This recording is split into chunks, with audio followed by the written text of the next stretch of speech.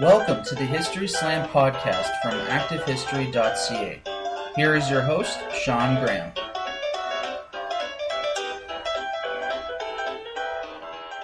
Thank you, Adam. Welcome to the History Slam, everybody. I am Sean Graham, coming at you today nearly live from Ottawa, Ontario. We're on the campus of the University of Ottawa, home of the Fightin' GGs, who of course wear the garnet and gray uniforms. Now, these uniforms say something about the university and the institution, just as the same way that our clothing that we wear every day tells us something about who we are. And studying that clothing and material culture in general is an interesting window into the past, and has recently produced a new traveling exhibit entitled Pioneer Ladies of the Evening, a commemorative landscape for women on the margins in Western Canada, which will be opening on September 15th at the Human Ecology Gallery at the University of Alberta.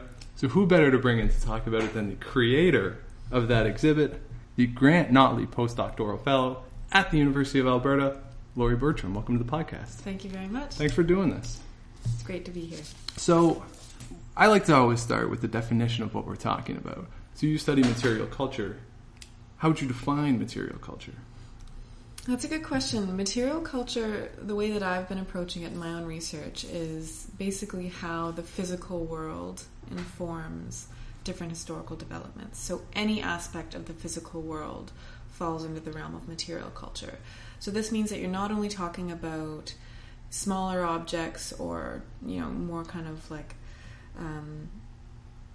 things like clothing or knickknacks. You're also talking about cars, you're also talking about buildings and landscapes as well. So any aspect of the physical world can be studied under the kind of umbrella of material culture. Okay, so that would include, and I mentioned this just before we recorded, something like a textual document.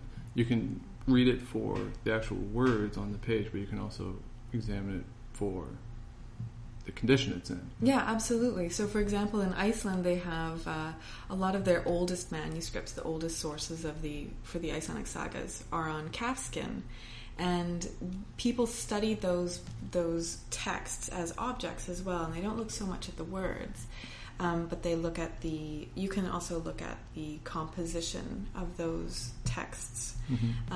And I remember seeing an interesting picture. Tina Gretter's daughter, who's in Iceland, is working on the historiography of trash in Icelandic culture. She looks at old vellum that was used to make shoes or was eaten during periods of famine. So those texts also have these physical lives that are also very important. Oh, wow. But at the same time, then how do we make a distinction between something that's relevant for the study of material culture versus just sort of another item? So like what are you looking for when you're looking for your stuff for material culture? Because I have a pair of old shoes. I don't think, does that really tell us anything? They're just a pair of old shoes. So is there a distinguishing factor between something that's really relevant or just something that's just old? Or is everything, or can everything be studied? Yeah, I think it's really in the eye of the beholder, what has historical value. For me, the way that I approach it is I kind of go with my gut. When I see an object that has a lot of resonance, you were mentioning earlier that you like to build podcasts that speak to the audience, that really kind of connect with audiences. And I find that when you're looking for objects to study, they reach you in a way that they'll reach other people if you're kind of attuned to their more, I think, nonverbal properties. So, for example, it's not just things that have this aesthetic value. It's not just looking at something like a really impressive 19th century ball gown and just knowing that everyone's going to find that somewhat interesting. It's also looking at objects that seem to be at the center of different things.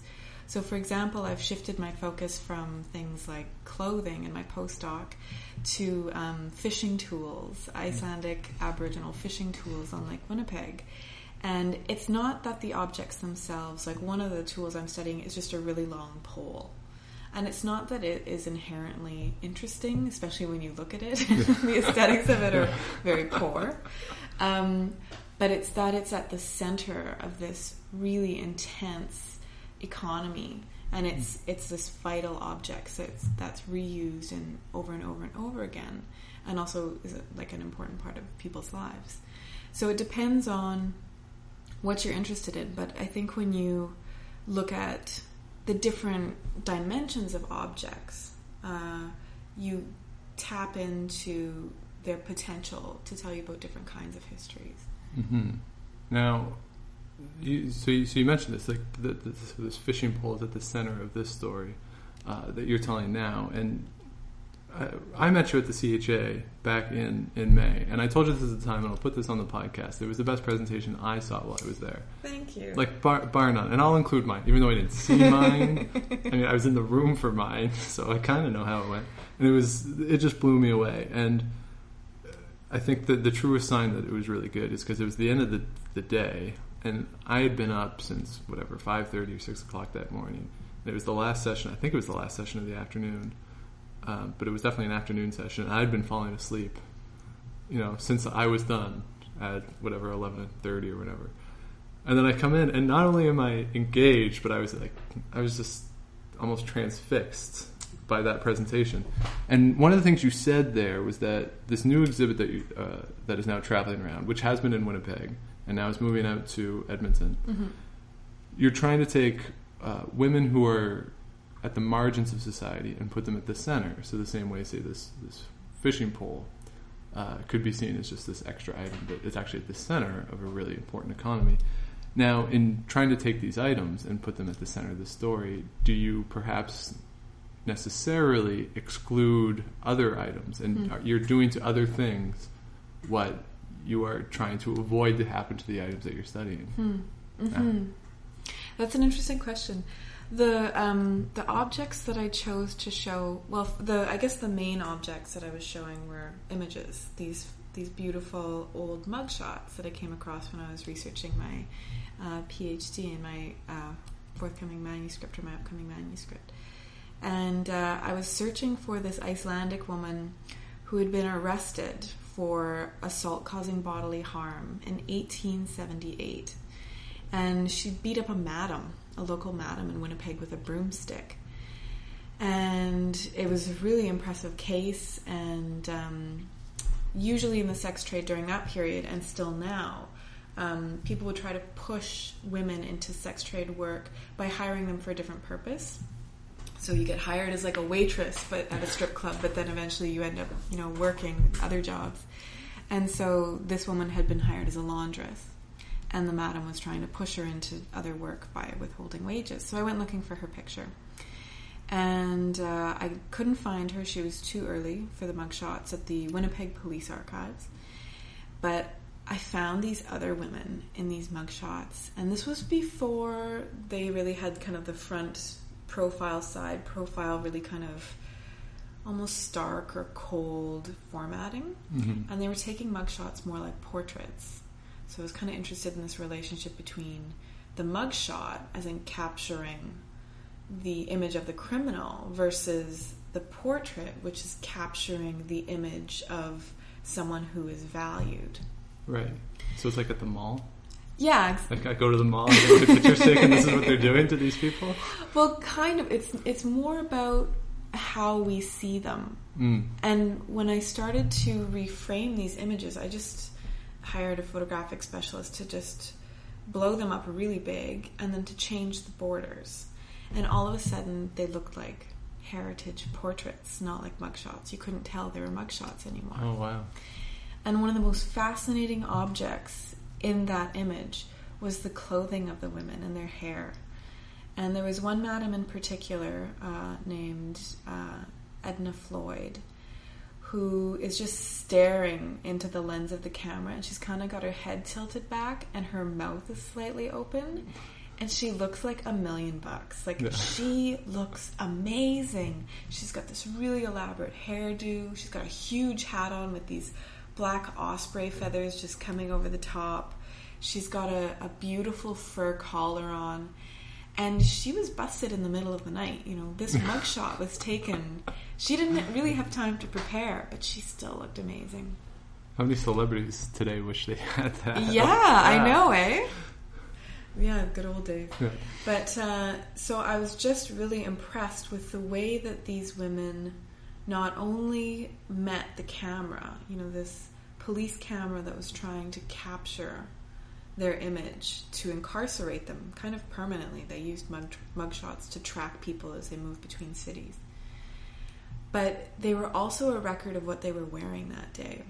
And I started to think a lot about the relationship between fashion and self-fashioning. So in these women's everyday lives, we have this rare snapshot of what they were wearing that day and not only who they were, but who they really wanted to be. So one of the women in the show was arrested for helping bank robbers hide out just off of East Hastings in Vancouver. Her name was Lil Ava. And you don't see this in the picture, but on the back of her mugshot, it says that she has 5 gold front teeth, but that she was also a chambermaid. That was her profession. And I just thought, wow, what does that say that this woman had a job as a maid, but she had 5 gold front teeth? Just imagine what that would have looked like when she smiled, and what does that say about what she wanted from life? And so I started taking what these women, I think, were trying to say in their fashion to the outside world, or different aspects of that, and move their images into a more commemorative, heritage-based kind of forum. Mm-hmm. So the other objects that I exclude are obviously objects related to their incarceration or objects that objectified them. So I wanted to use things that were about sentiment and about value and about fashion and also about ambition. So there's no references to either the sex trade or to the police, really, in the physical material culture of the exhibit. But there's a lot of things like lace gloves or a pair of eyeglasses or a purse that family members had saved from this great-grandmother who lived at the turn of the century in western Manitoba. Family heirlooms. And so it was more about using those objects to construct a new context for these images that was about valuing the lives of these women in a way that was also historically relevant. Sure. Yeah. Now in doing that with clothing, you should talk about gloves and the dresses and all this. Now, how does clothing in particular speak to the historian? How does it inform us apart from just saying, well, this is what people wore at the time? How does it inform us about the individual who owned these pieces? Yeah, that's a great question. There's a lot of different ways that you can approach clothing, and a lot of different material culturalists have their own idea or have their own path to really invoking a lot of historical information from objects. Some people look at clothing from a labor history perspective, so looking at the kinds of work that went into clothing or the kinds of work that clothing was entangled in, so working people's clothing, which is really fascinating stuff, especially because usually you're talking about homemade objects that people are copying. So you see pattern repetition and alteration over time. Then you can look at things like personal expression, for example, and a lot of different scholars, Marian Valverde, for example, talk about the way that the clothing ambitions of working class women really threatened the order of 19th century British society. So there was this sense that women would sell their work or sell their bodies to achieve this higher fashion standard and to kind of lie to the public about who they quote-unquote really were. They were really working class women and shouldn't, why are they lying to other people? And it was all kind of this, all of this anxiety was about kind of the questionable moral character of working class women. And then I think that their clothing has a really fascinating connection to memory, and that's my angle. I really look at the relationship between clothing as embodiment, as a representation of an absent body, and then how that connects to histories of people that are entangled in either trauma or violence or marginalization. So what does that embodiment, almost like a specter, almost like a ghost, when that clothing returns and when the images of these once absent people return, how does that really challenge the way that we understand the past and understand these people? Mm-hmm. So something like you've talked about Brock's jacket before, which is it at War Museum? Yeah, it's at the War Museum. And there's a bullet hole in it? Yeah, it was, I think a sharpshooter got Brock, okay. And so it's right in the heart. Right, and so this jacket then sort of stands in for him as he dies, essentially. Yeah. And so that's how it speaks to us. And so as a historian, you would say, well, this is a sign of the battle, or this is whatever conclusion you'd want to come to.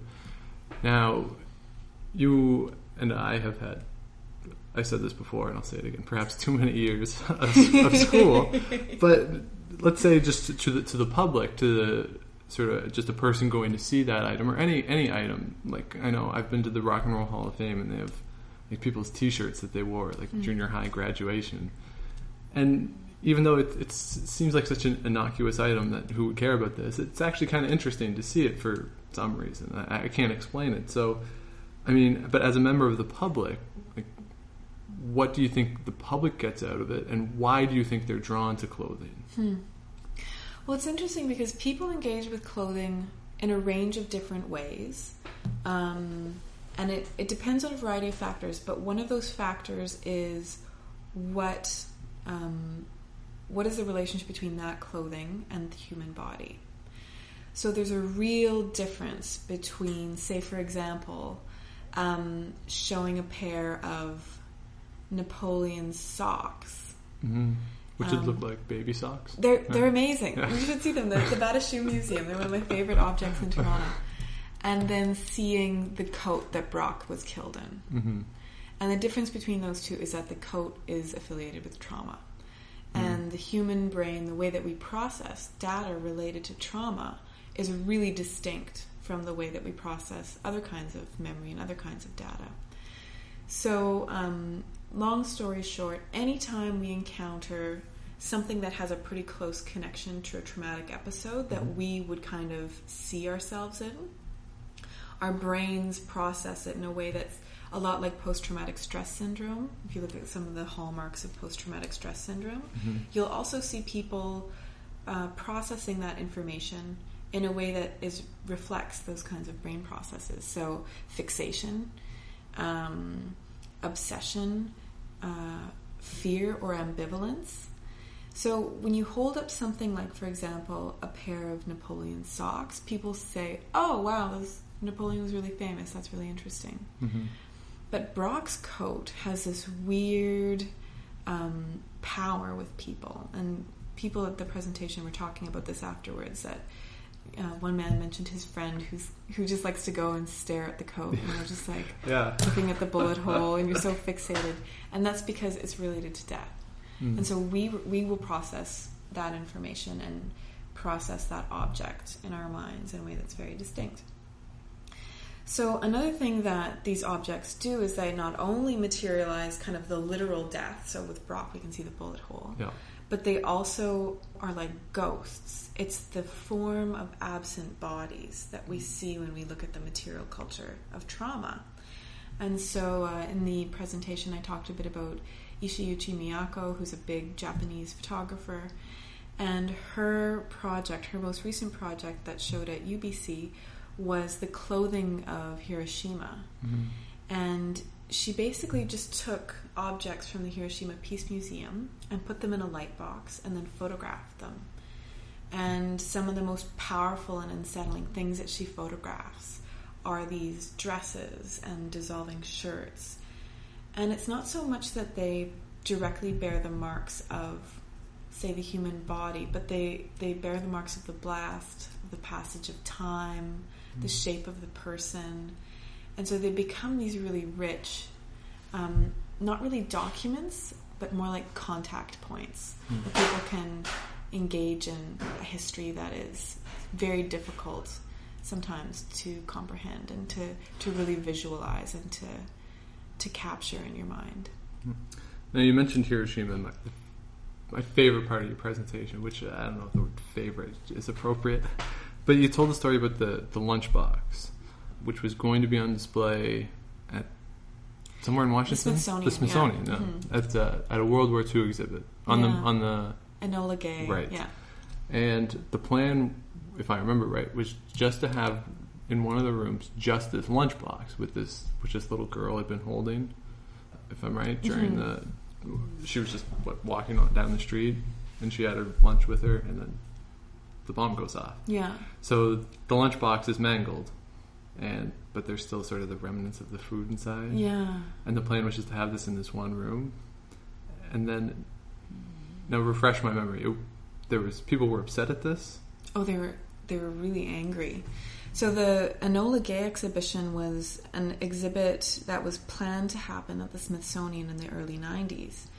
But there was a lot of conflict over what the curators had planned with veterans groups. And veterans groups wanted to celebrate the Enola Gay as a symbol of peace. It's the technology that, quote-unquote, ended the war. And the curators wanted to tell the multi-dimensional story of the Enola Gay. What does the Enola Gay mean in different contexts? What does it mean for other people?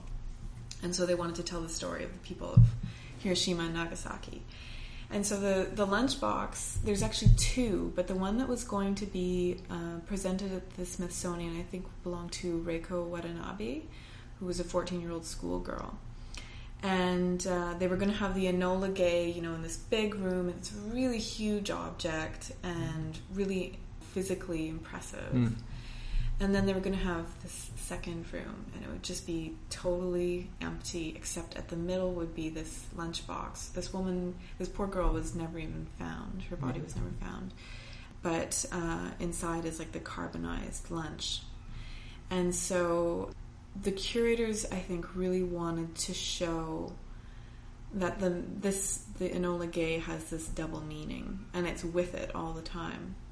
And there's one person that I quoted in the presentation, Svetlana Todorov, who says, "Only if one musters the courage to envision the bomber and the lunchbox at the same time is it possible to comprehend the tragic vision of history that is Hiroshima." So the lunchbox becomes this really powerful contact point that tells another story of the bomber that is very innately very difficult to do, because it's, again, dealing with mass trauma, and human brains have difficulty processing those kinds of histories. And I think also it really tells a story of a really emotional story that can be sometimes very difficult to capture in the gallery. Right.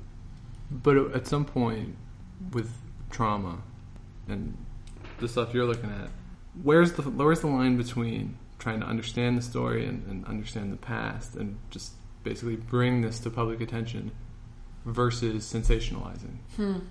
How do you ensure that you're not just trying to sort of get a cheap draw, and that you're actually trying to be real to the items and tell the story the way it was? Where's that line, and how do you sort of walk that tightrope? That's a great question, and it's one that I have really struggled with, because I want to be sensitive in the way that I do my own curation. And what I think I've kind of come to is, I think there's several different things that you should do if you're dealing with histories of trauma and presenting them to the public. Number one is you have to respect the weight of that history, the weight that history will have in the present, and to think about not necessarily dwelling on the effective power of trauma. So you can really just stun people with grotesque images. Yes. But does that actually tell them anything about history? You don't just want to show things that are going to shock, because yes, traumatic images shock, that's well established. Yeah. But what does that do? What does that shock do? Does it tell people a story? Does it challenge their perceptions? So I think you have to be very careful with the way that you present traumatic history. And I also think you really have to involve the people that you're representing, or who might be entangled in your representation. So who are the stakeholders in your exhibit, and making sure that you're consulting with them, talking to them about what their concerns might be. So for example, not all of the women in my in my exhibit were sex trade workers, and I didn't want to create an image of them all as sex trade workers, but quite a few of them were in the sex trade. And so I also consulted with women that were experiential and that were advocacy workers to see, what do you think about putting these objects up on display? What do you think about telling this story and showing these mugshots? And it actually brought, I can talk about a bit more in a minute, but that brought so much more to the exhibit than I ever really thought it would. And then the third thing is that you mentioned, walking that line between sensationalism. The thing with trauma is that people inherently fixate on it. There's something about it. It has this quality that is sometimes difficult to escape.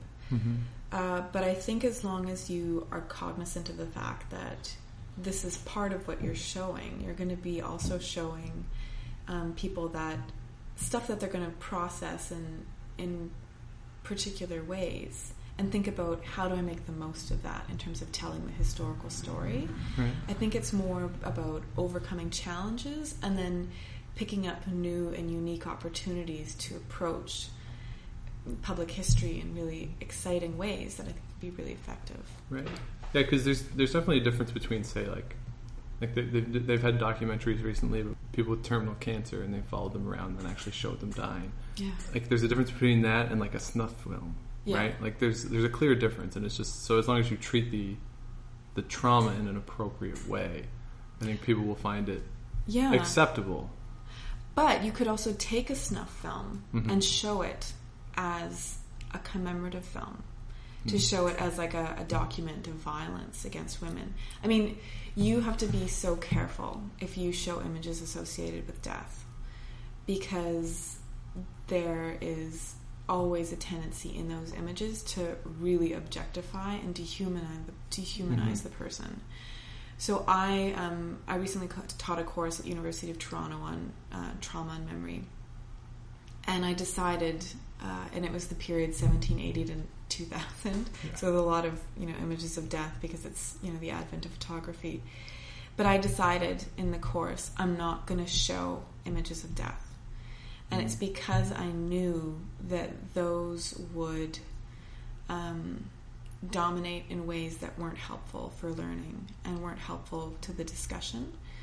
I think you can approach those images in ways that can be beneficial, but if you have an audience, you have to be very careful with showing those kinds of images. Yeah, because I don't know where this term came from, but you use it because you don't want to be an emotional vulture. Yeah. Like you don't want to seem as though you're maybe taking advantage of a captive audience. Yeah. To say, hey, look at this, and sort of stun people. Yeah, and also anger them. Like there was another exhibit at UBC that got closed just before the Olympics, and it was on the missing women of the downtown east side in Vancouver, and this artist had painted their mugshots on acrylic on these huge canvases, and so her vision was like, I really want to bring attention to these missing women, but she showed those images. Some of them evoke violence, so she paints in things like blood and bruises. And then she called the show The Forgotten. And the response from the downtown east side community was pretty ferocious and pretty angry. And for them, like the way that they took the exhibit was that this was perpetuating dehumanization. This was not commemoration. And so it's because, there's a lot of factors involved, but I think one of the reasons from the bit that I've read about that exhibit has been that the violence itself it's so personal. People are really grieving. They're really hurt, and you really want to be really careful if you're going to engage with that kind of pain. Because that brings up another point, and that clothing is very personal, a very personal item, and in making it part of an exhibit, you're taking that personal item and making it public. So is that what you're doing? Are you taking private lives and making them now public lives? That's interesting.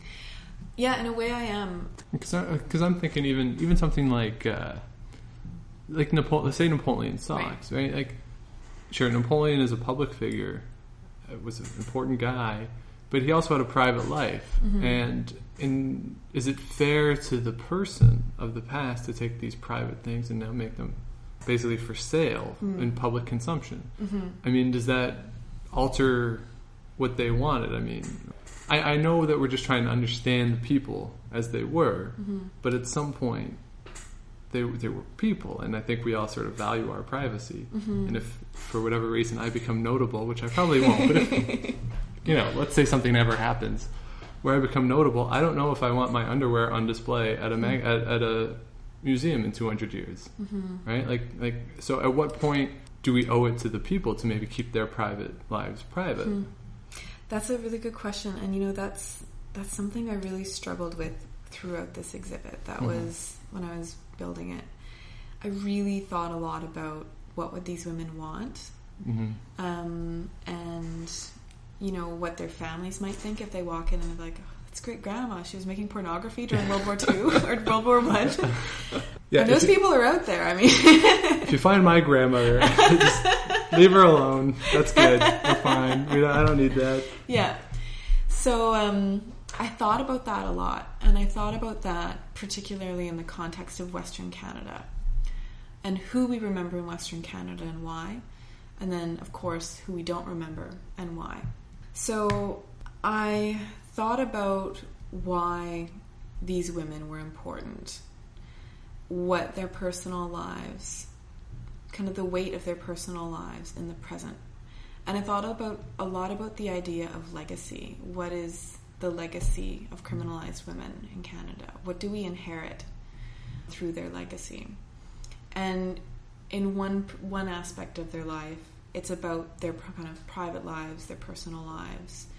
And I tried very hard to portray them with dignity and in a way that was historically accurate, but also, I think, about their humanity.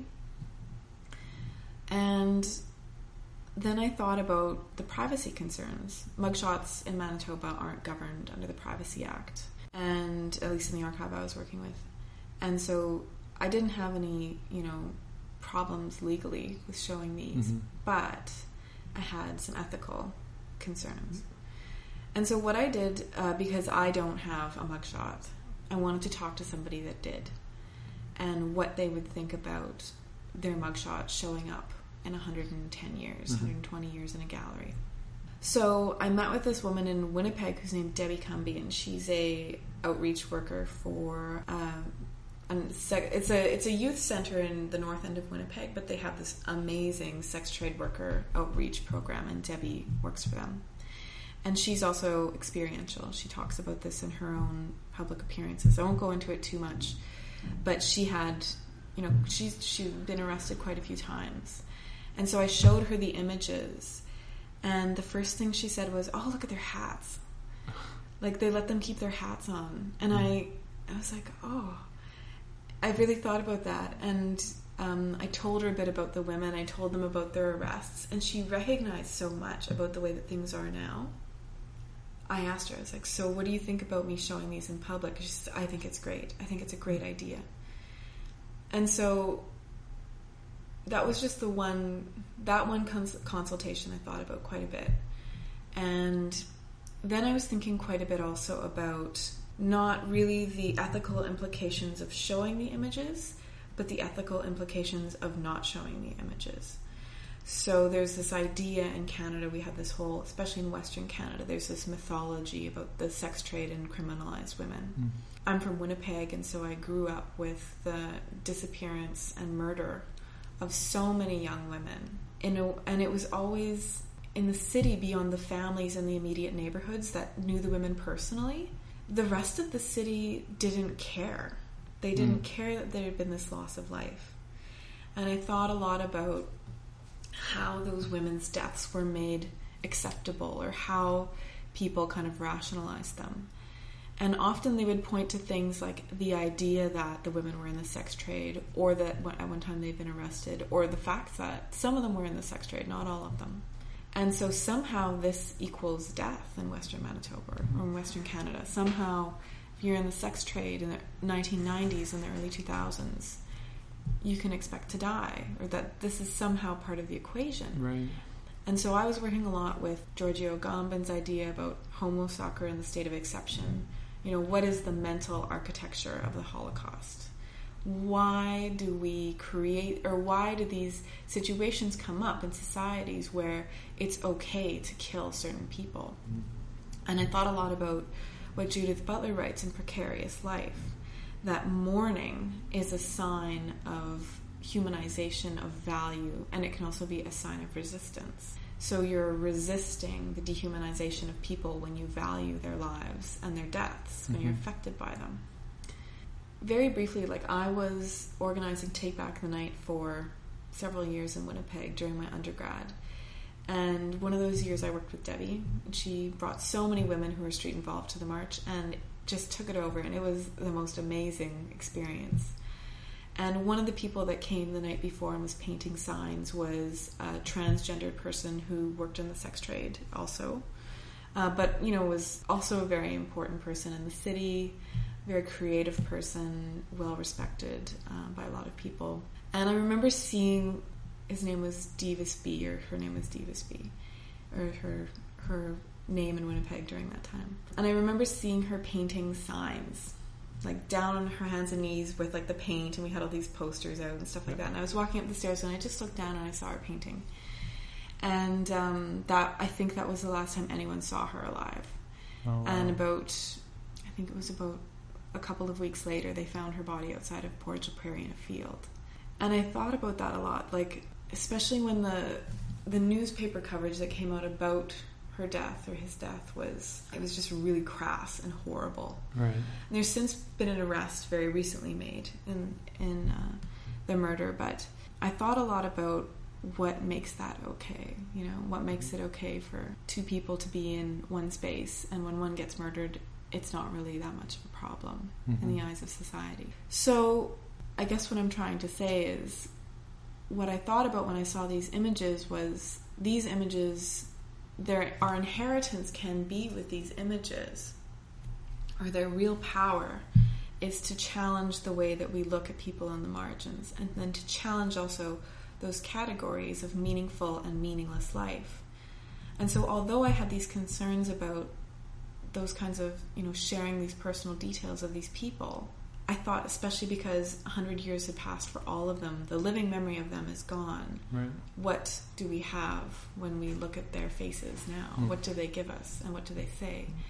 And so I thought, I think that is the important story here. Right. Yeah. Now, I guess the follow-up to that, and you've mentioned this a couple times, is dealing with families. And, how do families respond to it? Or even, let's say, and I think you talked about this in the presentation, that maybe there'd be families who had something in a basement or in an attic that they didn't think was particularly important. Or there'd be family members, say, of an older generation who didn't want to necessarily pass certain items down to their kids or their grandkids because they didn't feel as though they would value them the same way as that they had, because they didn't know whoever it belonged to. Just, that's just the way life is, right? I don't know. I don't think there might have been overlap with one of my great-grandparents, but I was too young to know, right? So, at some point, items lose their meaning to people because I didn't know who they were, even though it's a family thing. And yet, you're taking these things that in the private sphere, these private items, may not have meaning to these families, and giving them meaning in a public sphere. How does family respond to that? Are they always helpful, or are they willing to do this? Or is there any, or when, or what situation would create some blowback from that? Yeah, that's a good question, and that's something I also really was quite concerned with when I was working on the show. I decided to try to use... Families have this property over their own memory. They have this idea that the memory of their family members it's sacrosanct. They ultimately have the say over how their family members are commemorated. So, for example, in murder cases and stuff like that, families ask for privacy, and they ask for, and that's kind of the leave them alone. The family has the ultimate right. And so that has the ability to, in a way, make it very difficult to try to tell historical stories when the families, and I think rightly so, claim the ultimate authority over the memory. Right.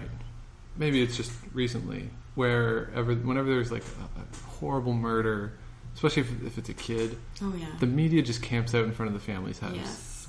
And even though the family says, go away, they stay there. Yeah. And it's like, what are you doing? They're going to come out and say, this sucks. Mm-hmm.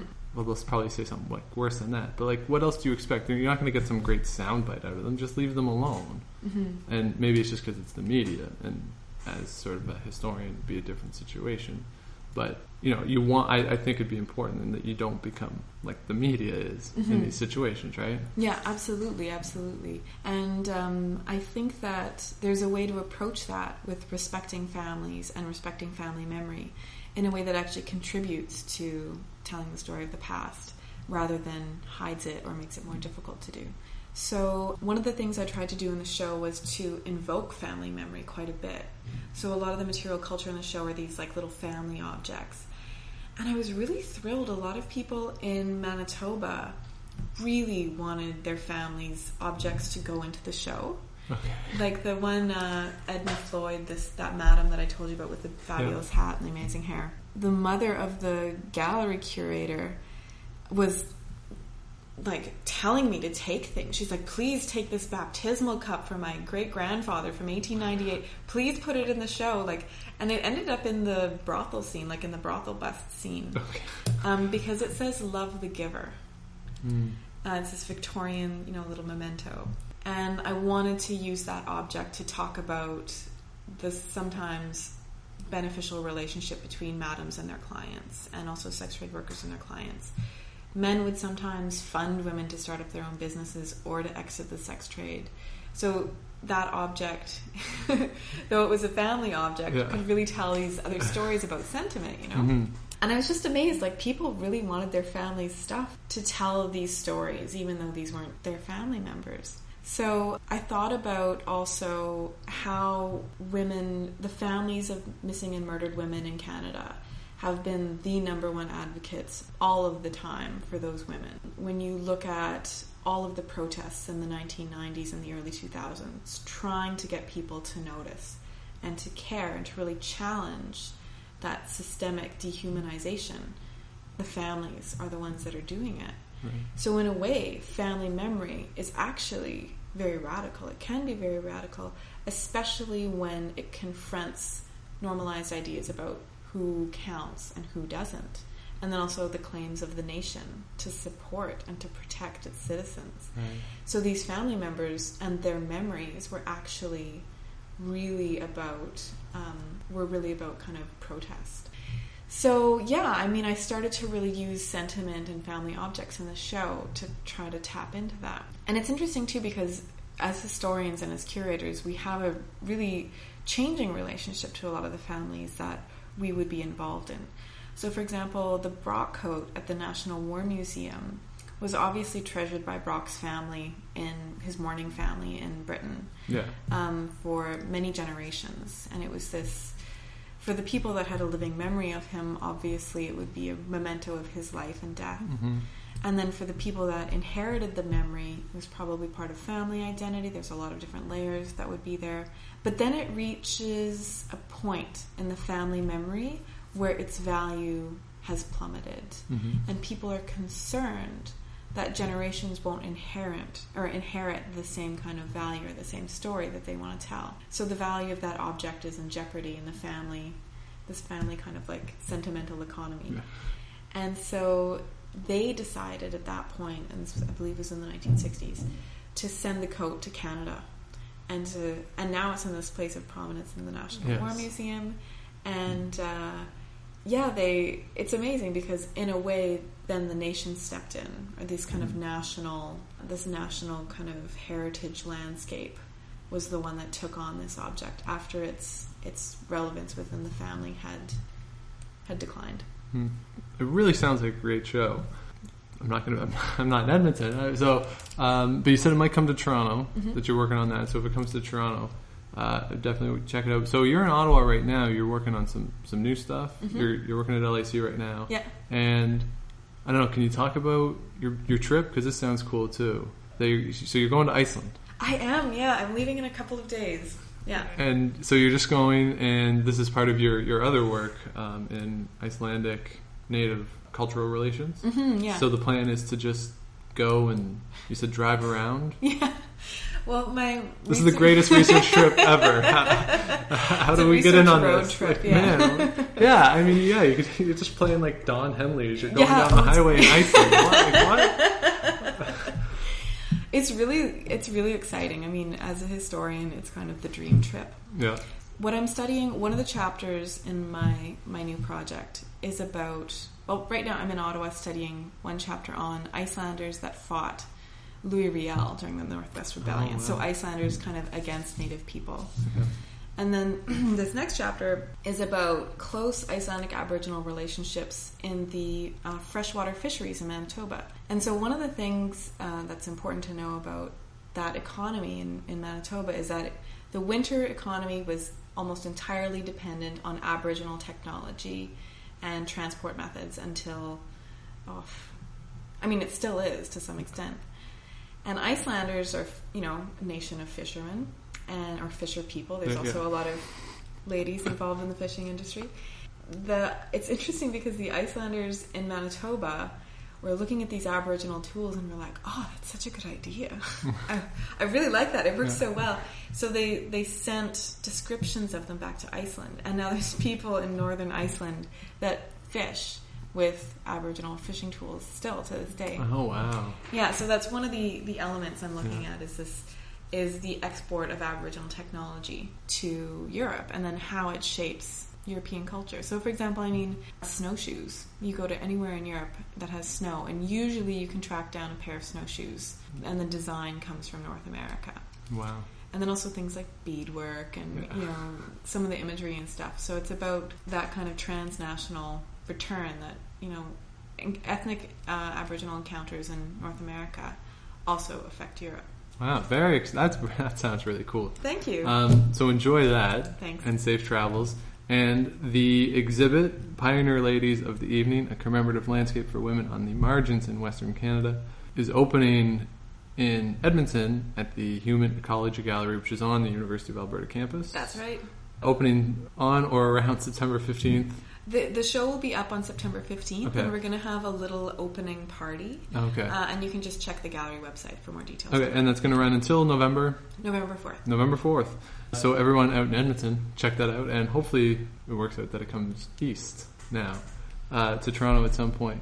So that's Laurie Bertram, the Grant Notley postdoctoral fellow at the University of Alberta. Thanks for doing this. Thanks very much for having me. Anybody, if you have any questions or comments for the podcast, you can reach me at historyslam@gmail.com. And I'm using Twitter somewhat. I'm not using it as much as maybe I should, but you can follow me at Dr. Shawnee Fever. I know, I don't know, I still don't know how I feel about the name, but I'm going with it. And, the people who like it really like it, and the people who are confused by it are really confused by it. And there's no in between, I don't think. So we're just going to keep running with it. And to everyone out there, if you're out tonight and you see Enrico Palazzo, please say hi for me.